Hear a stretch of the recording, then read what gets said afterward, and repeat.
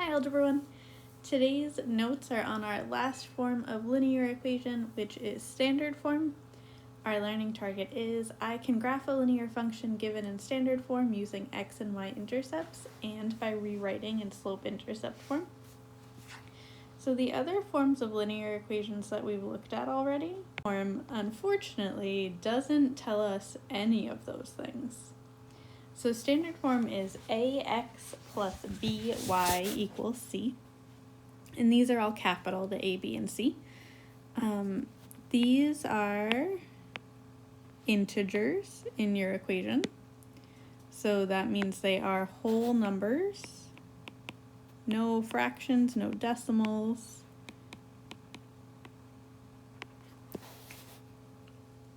And x and y are still our input and our output. But we don't have an m, we don't have a slope, we don't have a point on the line. We've just got this random a, b, and c. So in order to graph a linear function in standard form, we need to do some extra work.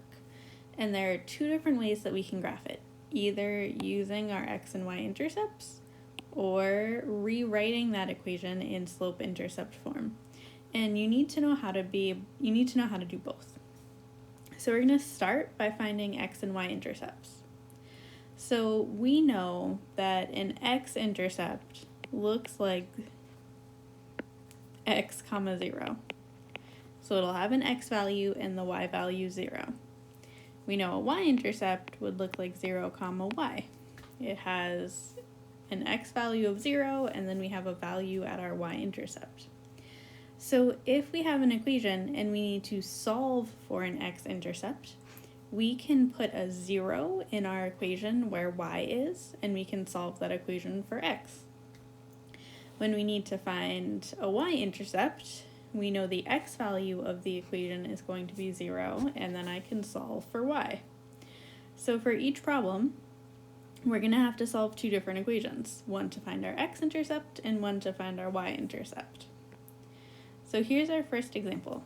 We are graphing the equation 6x minus 10y equals 30 using our x and y intercepts. So I know I have to find both, so I'm going to give myself some space to find both. To find my x-intercept in my equation, I'm substituting a 0 where y is. So negative 10 times 0 is just 0. So my equation is 6x equals 30. I would divide both sides by 6, and I know x equals 5. So my x-intercept as a point on the graph is at 5, 0.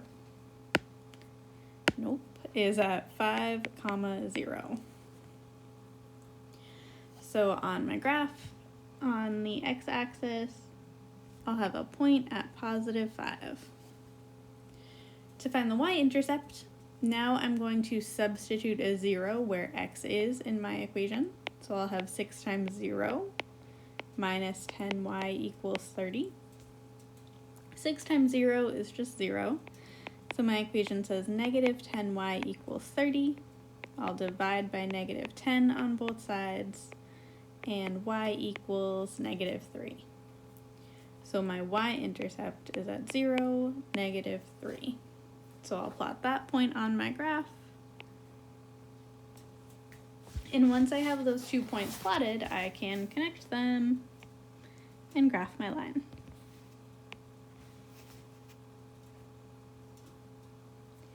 Try the example in the try it problem.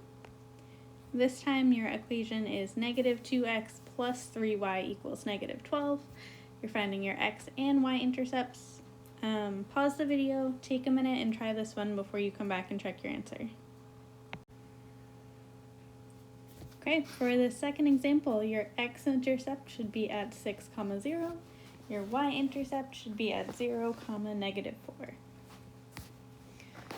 So we use standard form, even though it's more work to graph, because it works out pretty nicely for a lot of real life problems.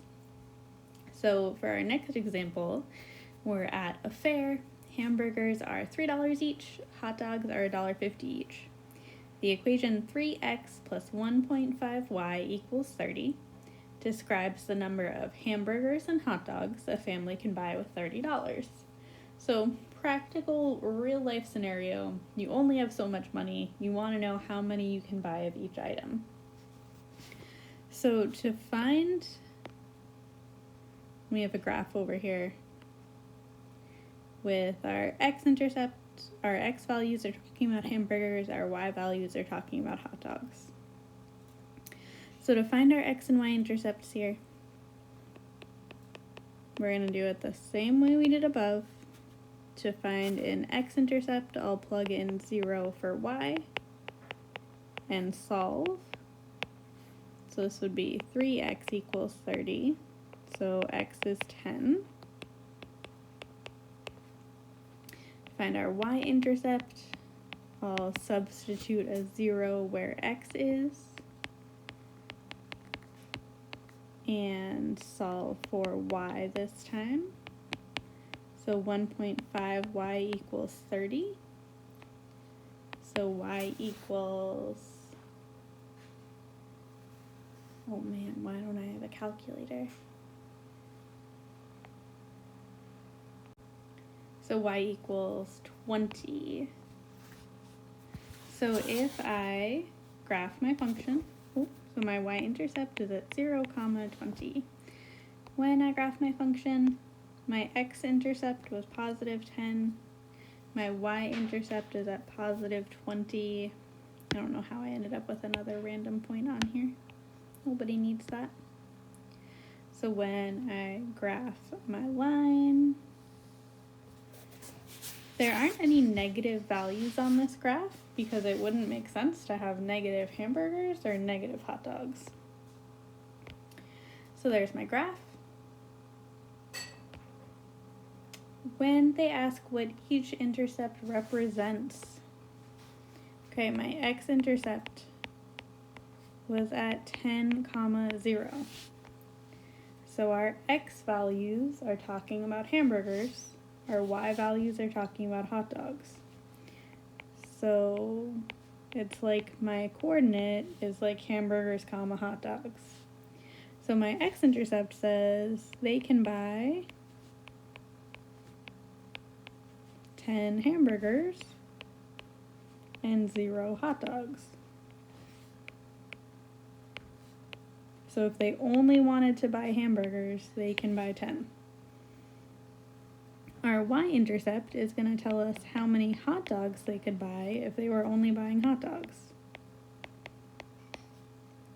So this is like saying there are 0 hamburgers and 20 hot dogs.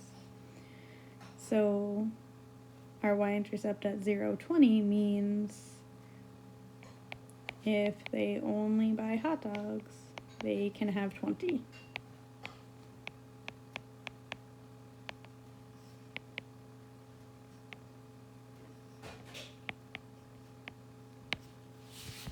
Alright, pause here and go try the first IXL skill on finding x and y intercepts. I'll have the number, like the strand number, posted in the Google Classroom post for this one. So go back and try that and then come back to the video for the next part. So the other way to are slope-intercept form and point-slope form. In both of these types of linear equation, we get some super useful information. In both of them, they tell us the slope, and that's kind of in the name for both, slope-intercept form and point-slope form. And they both tell us a place to start on the graph. So in slope-intercept form, they tell us the intercept. In point-slope form, they tell us a point on the line. Graph a linear function in slope-intercept in standard form is by taking your function and rewriting it in slope-intercept form. So slope-intercept form is the one most people like the best. We know the slope, we know the y-intercept. So our goal here to make our equation look like slope-intercept form is to solve for y.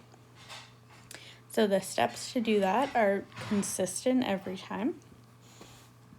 To get y by itself when I'm starting in standard form, the first thing we have to do is add or subtract the x term so that this term cancels out. The second step is to divide by the coefficient of y. So we're dividing by b. And then our last step will simplify any fractions we have because that is going to get y all by itself. And then once we're in slope-intercept form, we use our slope and our y-intercept to graph the line. So we're going to look at the same two examples we had before. So we should have the same exact graph.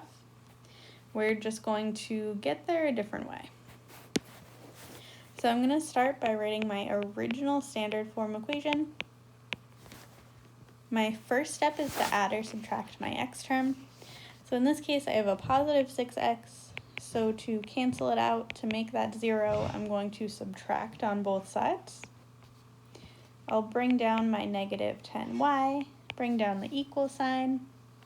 On the other side of my equation, I have 30 and I have a negative 6x. Most people are going to see that and immediately think, okay, that's 24x. But we know that's not true. Those are not like terms. 30 does not have an x stuck to it. 6 does have an x stuck to it. So I can't just subtract those and call it 24x. What I can do is just write down 30 minus 6x. And really, we want this to look like mx plus b. So we want the x part to come first. So I'm actually going to swap these around. So I'll have negative 10y equals negative 6x plus 30.